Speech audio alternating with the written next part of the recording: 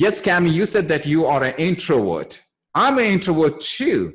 So what would you tell those introverts who have got this capacity like you, but they don't go into conversations, or they don't go into that sort of network or web working, etc.? What would you advise them to get out of that shell?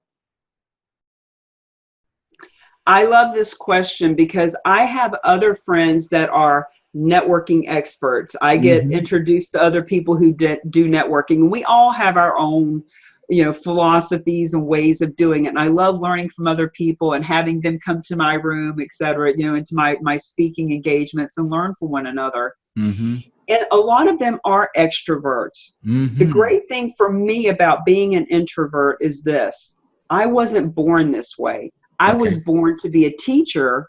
I was born to find wisdom and pass on, but I was not born an extrovert and expressive and talkative and la. And each person, there's 4 personalities, and I talk about this a lot too in other realms. But someone who's an extrovert, and I know a lot of them, sometimes it can be it can be a weakness for them, because they're so busy talking that they're not listening. They're not listening. And the best way to be a true connector is to shut this and open these. Absolutely. So just because we are introverts does not make that a bad thing. So what we want to do is we want to embrace, we want to love who we are. We want to use that to our advantage, not to take advantage, but to have the advantage. So now, mind you, just like anything else, this takes work with a mentor like myself, with some coaching, with some awareness, awareness. Like I have a coach in training at the gym. I'm not totally ignorant, but I'm damn sure ignorant about how to use that equipment. So I need a trainer to help me. So if an introvert wants to really step up their connecting abilities, let's use what they already have to their benefit. Example, they're quiet.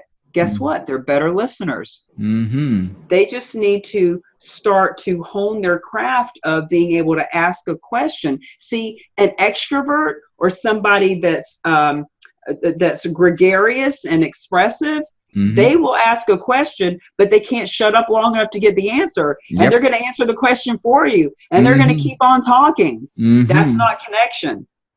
So if someone is introverted, to be able to ask a question and just sit and listen and be in the moment and make eye contact, there's actually a lot of benefits to being an introvert. Now, going to a networking event, for an introvert, there's a lot of stuff. There's a lot of anxiety. There's a lot of personal things that we need to work through. And I can help people with that. I can help them understand, listen, get to the event early. So that what happens is a lot of people will walk in 10 minutes late or even early. So 15 minutes early is on time is late is unacceptable. When you walk in on time, you're actually late. The cliques are already formed. You feel uncomfortable walking over to that table. You don't know who to talk to. All this stuff's going on around you, and your introverted nature makes you want to shrink in. But if you actually show up a little bit early, offer to help out at the table. See, now you can be the unofficial ambassador. As people are walking in, you're meeting Tom and Mary and Bill and John. And so now you are the clique. You're not walking up to a table of people and being uncomfortable. You're actually there and meeting people. So there's lots of little nuances and skills, and it's mindset, Sensei. It's mindset around, okay, what are we going to do? And more importantly, why are we doing it? Because an introvert, a lot of the times, is analytical and is amiable. So the 4 personality types, analytical and amiable, they want numbers, they want graphs. Amiable wants to be loved, touched, hugged, felt, and liked. So for those kinds of people, when I can talk to them about using their God-given talent or way of being to their advantage as a networker, they can run circles around expressive people. Wow, that was fantastic. You spoke about elevator pitch. Now, there are people who are very good at that. And there are some people who are really, really worse at that one. They know their product, but they can't put that into this 30 seconds or 60-second pitch. When it comes to your talk, how do you put that elevator pitch? If you could just demonstrate that to us.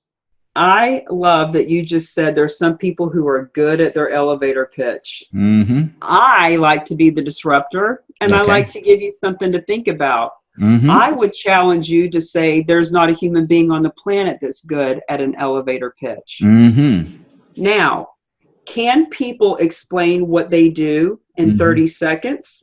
Sure they can, but here's the deal. The 30-second elevator pitch is kind of like having one size fits all. When I was a little girl, we had big sleep shirts. One size fits all. That one size never fit anybody. Exactly. You know, think about anything that's one size fits all. Well, who the hell does that fit? It doesn't fit anybody. It's the same thing with the 30-second elevator pitch. There are 4 distinct personalities and a myriad of combinations thereof. And so when somebody gives their 30-second elevator pitch, even if it's awesome, like they are spitting it out and they're spinning the dream and it's all great, it still is only going to hit a small percentage of people who actually need that which they are talking about.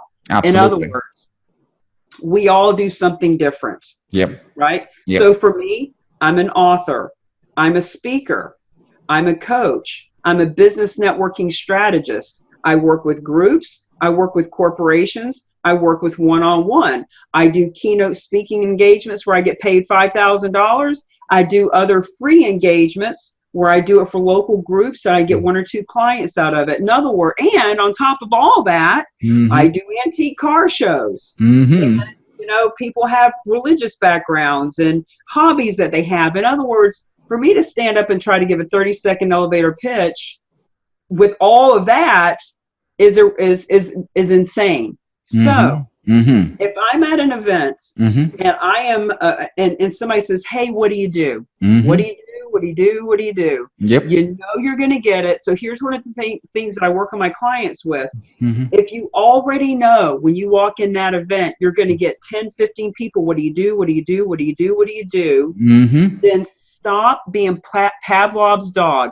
Pavlov's dog, the bell rings. Ding, ding, ding, salivate, salivate. Absolutely. What do you do? Here's my pitch, right? Let's stop salivating. What do you do? Let's use your muscle a little bit. Let's be present. What do I do? I'm so glad you asked. I'm a philanthropist and an entrepreneur. Tell me a little bit about you. Wow. Well, I mean, there's a lot of different ways, but my point is, average person wants to talk about themselves. They do. They want to talk about themselves. They really don't care about you. They really don't care about me. It's okay. That's life. But let them talk, because now that I've said, well, I'm a philanthropist and an entrepreneur, tell me about you. 99% of the time, that's all they need to take off talking. And when they start talking about their business, their kids, whatever, now after 3 to 5 minutes of them yakety yakking, when it comes back to me, now I know she runs a local women's networking group. So now I can say, well, it's interesting you mentioned that. One of the things I do is I love to serve groups just like yours. Let's take a look at your calendar.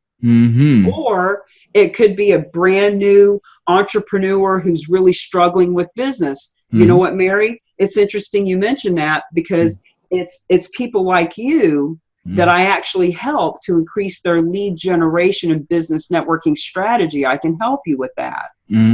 So if I stood up in front of the room and said, hey, I'm a speaker and an author, well, what percentage of people in the room really care about that and need it?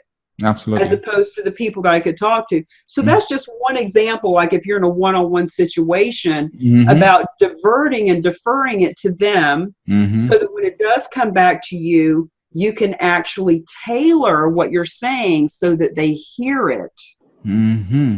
Fantastic. Cami, it was a great honor and pleasure to have you on our show. Thank you very much for taking your time. Ladies and gentlemen, Cami Baker.